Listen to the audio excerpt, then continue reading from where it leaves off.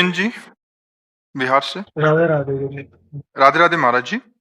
महाराज जी, सफलता क्या है? इसकी परिभाषा क्या है? कैसे जाने कि हम सफल हैं या असफल हैं? किस क्षेत्र में? सफलता का तो क्या पैमाना है, ये जानना चाहते। किस क्षेत्र में? समाज के क्षेत्र में, कार्य के क्षेत्र में। परहित सरिस धर्म नहीं भाई, पर पीड़ा सम नहीं अघमाई। यदि हमारे द्वारा दूसरों को सुख प्राप्त होता है, चाहे वो परिवार के हो, चाहे समाज के हो, चाहे राष्ट्र के हो, तो हम सफल जीवन मानो, सफल जीवन है हमारा। यदि हमारे द्वारा पाप कर्म होने लगे, दूसरों को दुख पहुंचने लगा, दूसरों का शोषण होने लगा, तो हमारा जीवन निरर्थक हो गया। समझ पा रहे?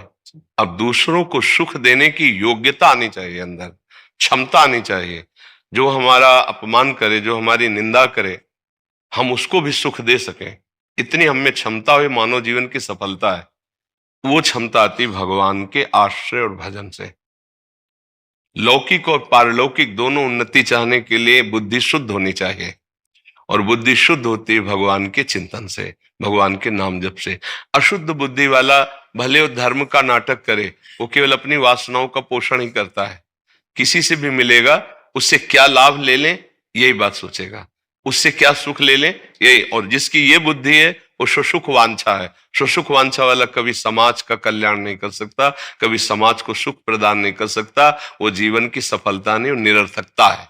जीवन सफल है दूसरों को सुख पहुंचाकर स्वयं सत्य और सच्चिदानंद को प्राप्ति करना। वो होता है भजन से और परोपकार से। ये क्षमता हृदय में आनी चाहिए। परोपकार किसके दिमाग में चल रहा है? सबके दिमाग में चल रहा है केवल कैसे धन कमाऊं, कैसे भोग भोगूं, कैसे परिवार को जिलाऊं, कैसे खुद वासनाओं की पूर्ति करूं। बस विचार करके देख लीजिए, इससे ज्यादा दिमाग में और दौड़ नहीं है। हम कोई पद प्राप्त कर लें, उससे अच्छा धन कमा लें, उससे परिवार को सुख पहुंचाने की चेष्टा करें धन के द्वारा। अपने परिवार को केवल सुख पहुंचाने की चेष्टा की भावना, अपने शरीर को सुख पहुंचाने की चेष्टा की भावना, ये अधर्म में उतार देती है। जैसे एक दूध बेचने वाला है, अपने परिवार के सुख के लिए वो केमिकल मिलाकर के दूध बना रहा है, और वो भारी संख्या में दूध को बेच रहा है, जिससे हजारों लाखों बच्चे पिएंगे। अगर उसी से को तुम अपने बच्चों को पिलाओ तो नहीं पिलाएगा।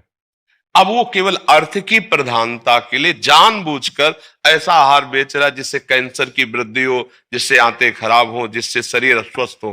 अब वो क्या सफल है? खूब धन कमा रहा है, क्या समाज में उसे सफल व्यक्ति माना जाएगा? विचार कीजिए। एक आदमी है जो अपने धर्म से चलता है लेकिन गरीब है, लेकिन वो किसी का अहित नहीं करता, किसी का मंगल नहीं करता है, उसका सफल जीवन माना जाएगा। आज हम सफलता धन से, अच्छा मकान बना लिया, बढ़िया गाड़ी लिया, चाहे वह धर्म की पूर्वक हो, लेकिन उसके आचरण, उसका व्यापार या उसका कर्तव्य वो उसके साथ बिल्कुल विपरीत चल रहा है। वो अपने कर्तव्य का पालन नहीं कर रहा, अधर्म आचरण कर रहा है और दुर्गति को प्राप्त होगा। तो क्या आप उसे सफल जीवन कह सकते हैं? जो अधर्माचरण, आप विचार कीजिए कितना कितना मतलब दर्दनाक विषय है कि जिनसे हम हाथ धो करके भी कई बार धोना चाहेंगे, ऐसे पदार्थ दूध में मिलाए जाते हैं। मतलब ऐसे पदार्थ दूध वो बना, बिल्कुल वो मतलब जहर समझो ऐसा। अब वो दूध ऐसी पवित्र वस्तु है कि अब सब जो फ्लैटों में रह रहे, मकानों में रहे, गाय तो सब पाल नहीं सकते फ्लैट में, अब दूध लेंगे ही ना। अब वो दूध कितना नुकसान करेगा। ऐसे ही आपके अंगूर देखने में चिकने और स्वादिष्ट हो, इसलिए केमिकल, इतना बड़ा हौद बना केमिकल का, और उसमें डुबो डुबो कर अंगूर रख रहे। अब वो अंगूर जो खाएगा वो बीमार पड़ेगा। ऐसे सारी सब्जियां, ऐसे से केमिकल। अब ये क्या उन्नति हो रही समाज की? हमारे समाज की अवनति हो रही है। आज उन्नति पाए मानी जा रही है केवल अपनी वासनाओं की पूर्ति की। इसे समाज की उन्नति नहीं कहते।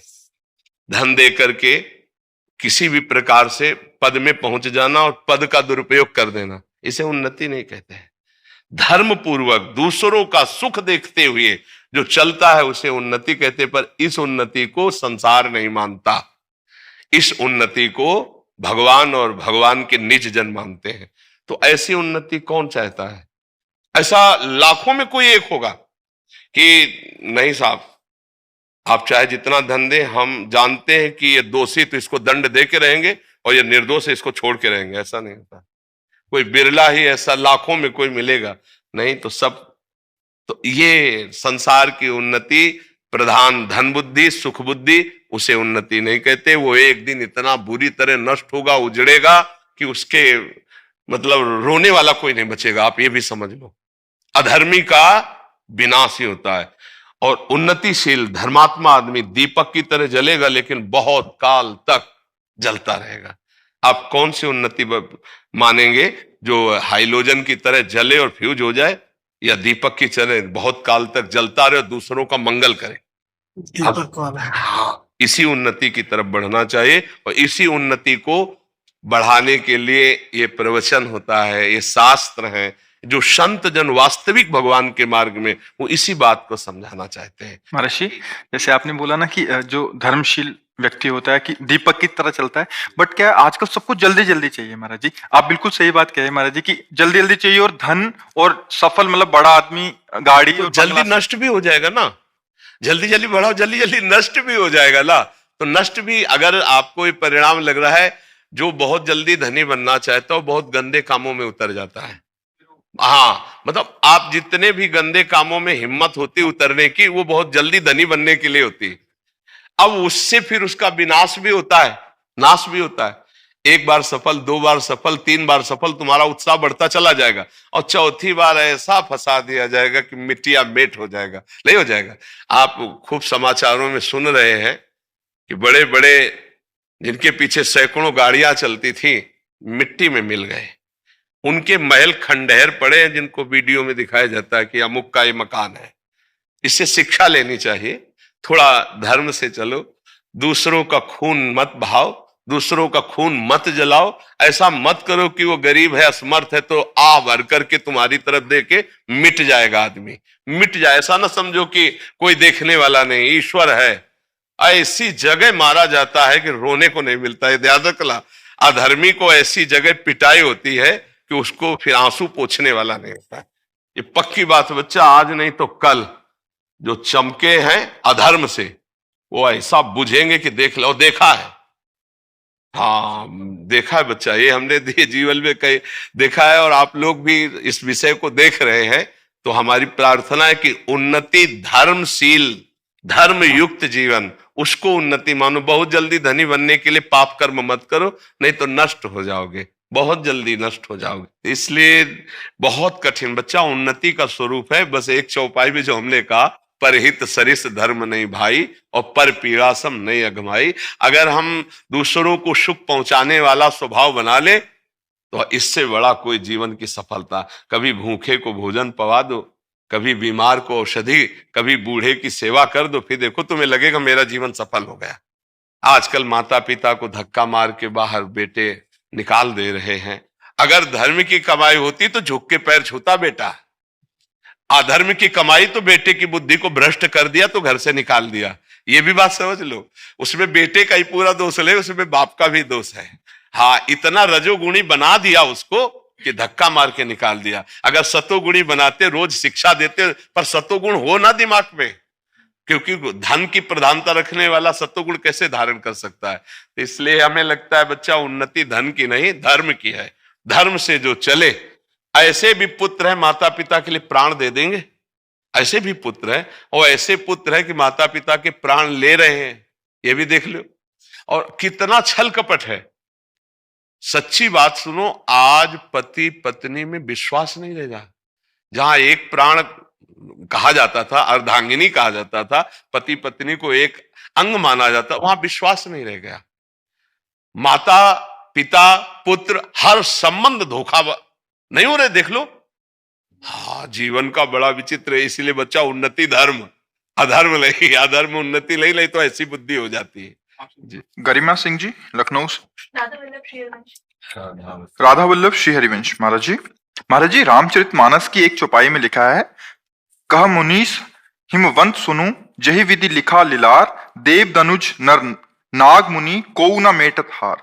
महाराज जी, क्या ये वास्तव में सच है? जो कुछ आपके लिए भाग्य में लिखा हो चुका है वो अमिट है, या एक चौपाई में ऐसा भी लिखा है, जो तपु करे कुमारी तुम्हारी, भावे हूं मेटी सकूं त्रिपुरारी। त्रिपुरारी या भाव में। भाग्य तप एवं नाम अब जप से इसके बदला दो जा भाव सकता है। समझने हैं कि जो हमारा भाग्य रचना इस शरीर को रचते समय हुई है वो हमारे कर्म परिणाम से। किसका प्रश्न है? कर्म परिणाम से हुई है। हमारे पूर्ण के पुण्य और पाप दो कर्म से मिश्रित इस मानव देह की रचना होती है। पुण्य कर्म से ऊपर के लोगों के शरीरों की रचना होती है, पाप कर्म से केवल नारकी यातना देह की रचना होती है, पाप और पुण्य मिश्रित कर्म से मृत्यु लोक के जीवों की रचना होती है। तो ये जो मानव देह रचा, तो रचने के समय दो विभाग, एक पाप का विभाग और एक पुण्य का विभाग। उस समय पाप के विभाग में इस अवस्था में ये दुख आएगा, इस अवस्था में रोग आएगा, इस अवस्था में घटना घटेगी, इस अवस्था में ये अनुकूलता आएगी, ये संपत्ति मिलेगी, ये सुख विधान, ये प्रारब्ध होगा। प्रारब्ध वो कोई देवता नहीं है, हमारे कर्मों का कुछ परिणाम इस शरीर में। अब जो तपस्या के द्वारा, जितेंद्रियता के द्वारा, भजन के द्वारा पूर्व के पापों का नाश करने में समर्थ है, वो इसी समय अपने भाग्य को नष्ट कर सकता है। तभी वो जीवन मुक्त होता है, तभी वो मोक्ष पदवी। भाग्य में थोड़ी लिखा है कि तुम जीवन मुक्त हो जाओगे। ये तो भजन और तप के द्वारा हमारा नया कर्म बना ऐसा जिससे पूर्व कर्म को बाधित करके और मोक्ष पदवी को प्राप्त हो गया। तो ये तो परम सत्य है, पर उस कोटि का तप हो। अब जैसे 1 किलो आपका पाप है और 5 ग्राम आपका भजन है, तो क्या करेगा? जब 1.25 किलो भजन हो तब 1 किलो को बाधित करके वो आगे 25-250 ग्राम बढ़ गया। तो इस कोटि का जो तुम्हारी ये सुकुमारी तप करे, तो तप के द्वारा भावी को भी भगवान शंकर मेट सकते हैं और इसके पति के रूप में हो सकते हैं, ऐसा विधान बताया। तो तपस्या का तात्पर्य होता है इंद्रियों को विषयों से विमुख करके निरंतर इष्टाकार वृत्ति करना, इसे तप कहते हैं। जो काम क्रोधादि वेगों का आक्रमण होता है उसको, उस ताप को सहना और निरंतर इष्टाकार वृत्ति रखना, इष्ट में वृत्ति रखना। बहुत कठिन है इष्टाकार वृत्ति करना। अगर ऐसा है तो प्रारब्ध का नाश भी हो जाएगा। प्रारब्ध का अगर नाश ना होता तो कोई मोक्ष पदवी प्राप्त न करता, कोई भगवान को प्राप्त न करे। किसी के भाग्य में भगवान नहीं लिखे, भाग्यवशात भगवान नहीं मिलते, भजनवशात भगवान मिलते हैं। आप कहीं ऐसा लिखा मिले कि भाग्य में, जैसे किसी के लिखा है कि 25 वर्ष की अवस्था के बाद ये अरबपति बनेगा, तो है वो संयोग बनेगा, फटाफट फटाफट वो अरबपति बन जाएगा। लेकिन भाग्य में संयोग वशात भगवान को प्राप्त होगा, कहीं किसी की कुंडली में नहीं लिखा। ये तप के द्वारा, भजन के द्वारा भगवान को प्राप्त किया जाता है। इसका मतलब प्रारब्ध का क्षय किया जाता है, प्रारब्ध का नाश होता है। अगर ना होता तो भगवत प्राप्ति होती ही नहीं। तो भगवान शंकर की प्राप्ति का मतलब भगवान की ही तो प्राप्ति है कि अगर तुम्हारी सुकुमारी तपस्या करे तो भगवान शंकर प्रारब्ध मेट सकते हैं और वो इनको प्राप्त हो सकते हैं। तो भगवत प्राप्ति भजन के द्वारा होती है, तप के द्वारा होती है। तो समस्त प्रारब्ध छिन्न भिन्न हो जाता है, क्रियमाण निष्फल हो जाता है, संचित भस्म हो जाता है, तो उसे भगवत प्राप्ति होती है। भजन में इतनी सामर्थ्य है, और भजन के बिना अवश्य में भोक्तव्यम कृतम कर्म शुभाशुभम। आप जो कर्म कर रहे हैं शुभ अशुभ उनको भोगना ही पड़ेगा। तो दोनों बातें सत्य हैं, दोनों अपनी अपनी जगह सिद्धांत है। समझ पा रहे हैं आप? गोकुल कुमार जी उन्नाव से। राधा वल्लभ शेर। गुरुदेव, आपके चरणों में कोटि कोटि प्रणाम। गुरुदेव, मैं गोकुलेश्वर महादेव जी के मंदिर प्रांगण में स्थित माता जी के मंदिर में सेवक हूँ। मैया बाबा की सेवा करते हुए आप में अति आसक्ति हो गई है। आपके बताए मार्ग पर चलने का भी प्रयास कर रहा हूँ। अतः गुरुदेव, मैं पूर्ण रूप से आपका होना चाहता हूँ, आपके मार्ग बताए हुए मार्ग पर चलना चाहता हूँ। गुरुदेव, इनका एक प्रश्न है कि गुरुदेव, मंदिर में कोई चरण स्पर्श की जिद करे तो क्या करना चाहिए? आपके ठाकुर का जो नियम हो, मंदिर में जो नियम हो, उसकी मर्यादा का पालन करना चाहिए। यदि ऐसा है, कई जगह ऐसा है कि ठाकुर जी के चरण छू सकते हैं, जैसे विट्ठल भगवान है। कई जगह ऐसा है कि आप छू सकते हैं, और कई जगह ऐसा है कि आप, जैसे राधा वल्लभ जी, आप डेहरी नहीं क्रॉस कर सकते वहां, तो फिर नहीं। जहाँ का जो नियम है उसका पालन करना चाहिए। एक माता जी हैं, दुर्गा माता जी के सेवक हैं। वहां किसी का कुछ नहीं, बस आपको ही सिरोधार करके चलते हैं। बहुत बड़ा मंदिर नहीं है, छोटा सा मंदिर है। तो वहां कई सारे भक्त आते हैं तो देखते हैं कि ये इनके चरण स्पर्श, मना करते हैं, जो है मैया देने वाली हैं, आप इनको चरणों में पढ़ो, सबको देते हैं, हम तो सेवक झाड़ू पोछा करने वाले, ऐसा भाव रखते हैं। लेकिन कई लोग बहुत जिद कर आपके चरण छूने की बात कर रहे हैं? जी। मैं तो प्रभु के चरण छूने की बात नहीं, हमारा तो लक्ष्य आप हुए ही नहीं, हम तो प्रभु के चरण छूने की बात गए। आपको तो जहर मत खा लेना, बहुत मीठा जहर होता है ये चरण छुआना ना, पैर पूजवाना ना, ये बहुत मीठा जहर होता है। ऐसा लगता है किसी ने छू लिया तो लगता है सब कुछ ले गया, पैसे ले ले, लेकिन ये कभी ना। नहीं, ले लेने की बात नहीं। सम्मानम कल्याति घोरगरलम नीचापमानम शुदा, श्री राधा मुरलीधरो भज सके वृंदावन माते। अगर आप भगवान के मार्ग में चलना चाहते हो तो सबको प्रणाम करना सीखो, प्रणाम करवाना नहीं। कोई प्रणाम करे ना तो उसे कहने की कोई बात नहीं, वो पंचांग कर रहा है हम ऐसे कर लिए, और ये अरे अरे नहीं नहीं, ये भी नहीं, ये भी नाटकबाजी नहीं। कोई प्रणाम कर रहा है, उसकी श्रद्धा है मानसिक, हम प्रणाम हम स्वीकार नहीं करते। प्रणाम स्वीकार करना का मतलब होता है, समझ रहे हैं ना, प्रणाम, हाँ, प्रणाम अस्वीकार करने का मतलब आपकी श्रद्धा पंचांग साष्टांग आप कर रहे हो, हम आपको कर रहे हैं बस। हाँ, अगर मान लेना स्वीकार कर लिया तो आगे परमार्थ में नहीं बढ़ सकता। हाँ, अमानिना मान देना कीर्तनिया सदा हरि, स्वयं अमानी रहकर दूसरों को। हमने तो समझा ठाकुर के आराध्य देव के चरण छूने की बात, लेकिन अपने छूने का तो कोई सवाल ही नहीं है। ऐसा तो कभी नहीं होना चाहिए।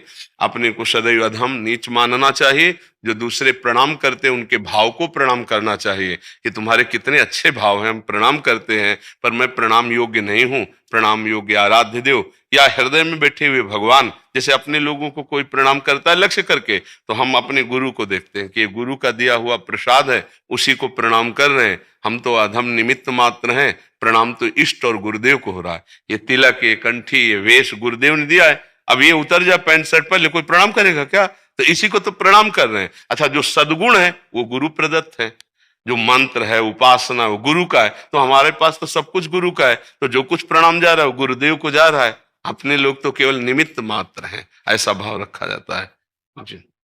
सीए नरेंद्र जी, भीलवाड़ा, राजस्थान। राधा वल्लभ श्री हरिवंश महाराज जी, हम आपका सत्संग और एकांतिक वार्तालाप पिछले 6 महीने से सुन रहे हैं। महाराज जी, मेरा एक प्रश्न है, मन, बुद्धि, ज्ञानेंद्रियां और कर्मेंद्रियां ये सब मिलकर शरीर में जीवन भर अच्छे और बुरे कर्म करते रहते हैं। आत्मा इन सबसे अलग, निर्गुण, निष्पाप, पवित्र रहती है। जब शरीर की मृत्यु होती है तब मन, बुद्धि, ज्ञानेंद्रियों और कर्मेंद्रियों के सहित सब अग्नि में जल जाते हैं। नहीं, कहाँ तुम्हारी कहाँ समझ है? समझ कहाँ है? अभी गलत समझ है। अभी मतलब समझ सही नहीं हुई ना, सही शब्द नहीं है। बात ये समझनी है, अपने पवित्र और निर्विकार स्वरूप को भूल करके एक एक शब्द को समझना। आपने अपने को देह मान लिया, माना ना देह, ईमानदारी वाली बात है। आप पुरुष हैं, आप अमुक हैं, माना ना। देखो, पहली गलती ये हुई। दूसरी गलती ये हुई कि मन में आपने अपने आप को बिठालकर जो मन चाहता है वही आप चाह कर लेते हैं। मन ज्ञानेंद्रियों के द्वारा, जैसे नेत्र है, वो कुछ देखना चाहता है, तो अब आपकी इच्छा हुई कि आज मैं ये देखूंगा यार, आज मेरे कहे जरूर ये रहे हो कि आज मेरे मन में आया है कि मैं देखूंगा, तो मैं आज ये देखूंगा। मन ने जो चाहा वो आप ज्ञानेंद्रियों के साथ मन का संकल्प न समझकर आपने अपना माना। ठीक है, यहां से आपकी गलती शुरू हो गई। अब वो जो शुभ या अशुभ 2 प्रकार के संकल्प करता है, अच्छे या बुरे, वो आप अंदर बैठाल करके वही कर रहे हैं जो वो कह रहा है। वो गुरु और आप चेला। अब आप अपने को निर्विकार शुद्ध बुद्ध आत्मा शब्द नहीं कहेंगे, अब मलिन देहाभिमानी जीव कहा जाएगा। समझ रहे ना? अब ये मलिन देहाभिमानी जीव का जब शरीर पूरा होता है तो केवल पंचभूत रचित ये ढांचा जलता है। इसके अंदर जो 5 ज्ञानेंद्रियां, 5 कर्मेंद्रियां, अंतःकरण, चतुष्टय, ये जीवात्मा लेकर दूसरे शरीर में जाता है। साथ ही जाते हैं। साथ जब तक जीवन मुक्त नहीं होगा तब तक वो साथ रहते हैं। ये भस्म नहीं होते, भस्म होता है केवल ढांचा एक। इसी शरीर को जब आप स्वप्न में होते हैं तब इसका ज्ञान होता है क्या? आपको नहीं होता ना, कि सैया में एक शरीर सोया हुआ है, लेकिन स्वप्न में आपको यदि पिटाई करे या पूजा करे तो सुख दुख का अनुभव होता है ना, तो स्वाप्निक शरीर से होता है ना। ऐसे ही उस जीवात्मा के साथ ज्ञानेंद्रियां और कर्मेंद्रियां साथ रहती अंतःकरण के। अब अगर पाप किया है तो नरक में तो यातना देह मिलता है। स्वप्न में कोई गला काटे तो यद्यपि स्थूल शरीर को खरोच भी नहीं आएगी, पर आपको भयानक पीड़ा महसूस होगी। और कभी कभी देखो किसी का कंट्रोल अगर छूट गया तो चिल्ला पड़, लोग दौड़ते, क्या हुआ? बोले यार स्वप्न देख रहा था। समझ पा रहे ना? स्वप्न की खरोच भी स्थूल शरीर में नहीं है, पर उसे पीड़ा है, वो तभी हटेगी जब वो जग जाएगा। ऐसे ही उसको नरक की यंत्रणा भोगनी पड़ती है उसी सूक्ष्म शरीर से, जो जैसे स्वप्न में था ना, ऐसे यातना देह में भोगनी पड़ती है। अगर पुण्य हुआ तो स्वर्ग लोक आदि जाकर सुख भोगता है, फिर मृत्यु लोक में आकर के जन्मता है। इसी चक्र को मिटाने के लिए मानव देह मिला है कि ज्ञान के द्वारा या भक्ति के द्वारा इसको मिटा दिया जाए। आप समझ पा रहे हैं? वो मिटाने के मार्ग हैं। गुरु चरणों का आश्रय लेकर उनके द्वारा बताई हुई साधना उपासना से हम अपने शरीर भाव को हटाते हैं, धीरे धीरे मन से हटते हैं। जैसे जैसे अलग होते जाओगे वैसे वैसे जीवन मुक्त हो, और जब जीवन मुक्त हुए तो इंद्रियां, ज्ञानेन्द्रियां, कर्मेंद्रियां और अंतःकरण ये सब भगवान में लीन हो जाता है। वो बचा जो शुद्ध बुद्ध आत्मस्वरूप जिसे है, उसका न जन्मना है न मरना है, अब जन्म मरण से मुक्त हो गए। ये बहुत बड़ा खेल है, छोटा मोटा खेल नहीं है कि केवल बातों से मुक्त हो जाए। है नहीं? देखो, सुन रहे हो कि मैं शरीर नहीं हूं, पर आप देखो ऐसा कभी भूलकर भी नहीं लगता कि मैं शरीर नहीं हूं। ऐसा लगता है मैं यही हूं, लगता है ना? यही भ्रम मिट जाए तो भगवान की प्राप्ति हो जाए। जा सुकृपा सब भ्रम मिट जाई, गिर जा सोई कृपाल रघुराई। इसीलिए भगवान का नाम जप करो, भगवान के आश्रित रहो, वही ज्ञान देते हैं, तब समझ में आता है। इंद्रियां भस्म नहीं होती हैं, अंतःकरण भस्म नहीं होता, केवल स्थूल 3 शरीर हैं, स्थूल शरीर, सूक्ष्म शरीर, कारण शरीर, और तीनों शरीरों को वहन करने वाला जीवात्मा है। तो स्थूल शरीर शांत हुआ तो हम समझ लेते हैं मर गया, नहीं, वो न कुछ नहीं मरा। सूक्ष्म शरीर और कारण शरीर और जीवात्मा कर्मानुसार अगली योनि को जाएगा।